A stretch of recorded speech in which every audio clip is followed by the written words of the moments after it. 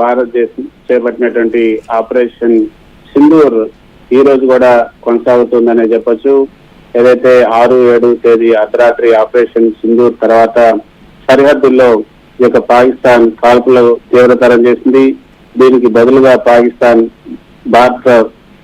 రక్షణ వ్యవస్థలు కూడా ఈ రోజు నిర్వీర్యం చేసింది. వాటిపైన రక్షణ వ్యవస్థలపైన పాకిస్తాన్ రక్షణ వ్యవస్థలపైన దాడులు జరిపింది. దాంతో లాహోర్ లో ఉన్నటువంటి గగనతల రక్షణ వ్యవస్థను భారత భద్రతా దళాలు నిర్వీర్యం చేశాయి. ఆ మేరకు భారత సైన్యం కూడా అధికారికంగా ధృవీకరించింది. ఈ రెండు దేశాల మధ్య అయితే ఉద్రిక్తత ఎక్కువగా కొనసాగుతుంది. మనం చూసాం కొద్దిసేపు క్రితం మనం చూసినటువంటి ఆ యొక్క దాడులు చూస్తుంటే జమ్మూ లక్ష్యంగా చేసుకొని ఈ యొక్క పాక్ డ్రోన్ దాడులు చేసింది. అయితే భారత సైన్యం మాత్రం తిప్పుకొట్టింది. అక్కడ ఎటువంటి నష్టం కూడా పెద్దగా జరగలేదనే తాజాగా మనకు అందుతున్నటువంటి సమాచారం. పాకిస్తాన్ పైన త్రివిధ దళాలు దాడికి సిద్ధమవుతున్నట్లుగా మనకు అందుతున్నటువంటి సమాచారం. ఆపరేషన్ సింధూర్ నేపథ్యంలో ఈ యొక్క జమ్మూ కాశ్మీర్ లో ఇటువంటి పరిస్థితులు తలెత్తాయని అందరూ కూడా ముందే భావించారు. దానికి భారత సైన్యం కూడా సన్నద్ధమైంది. ఇప్పుడు ఏదైతే 8-8:30 గంటల ప్రాంతంలో జమ్మూ మీద పాక్ మిసైల్స్ తో దాడి చేసింది. పాక్ ప్రయోగించినటువంటి 8 మిసైల్స్ ను భారత సైన్యం వీరోచితంగా కూల్చేసింది. అఖ్నూర్, కిష్వార్, అదేవిధంగా సాంబా, తర్వాత ఏదైతే ఈ పఠాన్కోట్ ఈ యొక్క ప్రాంతాల్లో ఈ యొక్క అధికారులు పూర్తిగా అక్కడ వచ్చినటువంటి మిసైల్స్ ని ధ్వంసం చేశారు. అదేవిధంగా తగిన జాగ్రత్తలు ఈ విధంగా దాడులు జరిగినప్పుడు ఏ విధంగా అయితే ప్రజలంతా సురక్షిత ప్రాంతాలకు తరలించాలి, తర్వాత ప్రజలు ఏ విధంగా అంతా వాళ్ళ ఇళ్లలో లైట్లన్నీ కూడా ఆపేసుకోవాలి అవన్నీ చేస్తారో అవన్నీ కూడా ఆ డ్రిల్ ని కూడా పాటించారు. జమ్మూ జిల్లా వ్యాప్తంగా మొదట్లో అందరూ కూడా సైరన్లు మోగించి ప్రజలందరికీ కూడా మైకుల్లో వాళ్ళను అప్రమత్తంగా ఉండాలని కూడా హెచ్చరికలు అయితే జారీ చేశారు. ప్రజలంతా కూడా ప్రస్తుతం ఇళ్లలోనే ఉండాలి, బయటకు రావద్దు, వీలైతే మీరు బంకర్లకు వెళ్ళి ఉండండి అని కూడా హెచ్చరికలు జారీ చేశారు.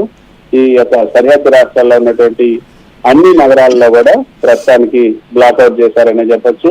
జమ్మూతో సహా పఠాన్కోట్, అదేవిధంగా ఉదంపూర్ వీటన్నిటిలో కూడా ఈ దాడులు జరిగాయి. ప్రస్తుతానికైతే కొంత పరిస్థితి సద్దుమణిగిందనే మనకు అందుతున్నటువంటి సమాచారం.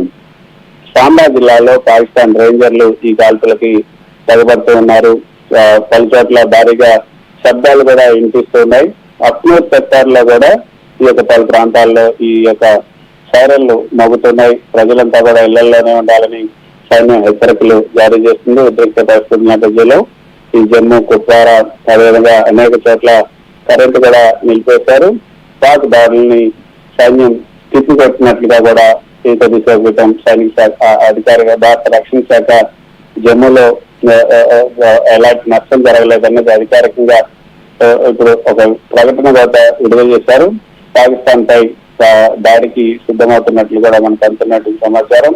అయితే అక్కడ ఎటువంటి నష్టం పెద్దగా జరగలేదు. అయితే ఏదైతే ఈ యొక్క జమ్మూ పాక్ లో తాజాగా నెలకొన్నటువంటి ఉద్రిక్త పరిస్థితుల నేపథ్యంలో జైష్-ఈ మహమ్మద్, లష్కర్-ఏ-తోయిబా ఉగ్ర సంస్థలు ఈ యొక్క భద్రతా దళాలపైన ఆత్మాహుతి దాడులకు కూడా పాల్పడవచ్చన్న నిఘా వర్గాలు అంచనా వేస్తున్నాయి. దాంతోనే ఇప్పుడు కొంత హై అలర్ట్ జమ్మూ కాశ్మీర్, పంజాబ్ రాష్ట్రాల్లో కొంత హై అలర్ట్ విధించారు. రాష్ట్రాల్లో ఉన్నటువంటి ఆలయాలు, నీటి ప్రాజెక్టులు కూడా అప్రమత్తం చేశారు. ముఖ్యంగా గుర్దాస్పూర్ జిల్లా వ్యాప్తంగా కూడా ఈ రోజు రాత్రి 9 గంటల నుంచి రేపు 5 గంటల వరకు కూడా కరెంటు పూర్తిగా నిలిపివేయాలని అధికారులు నిర్ణయం తీసుకున్నారు.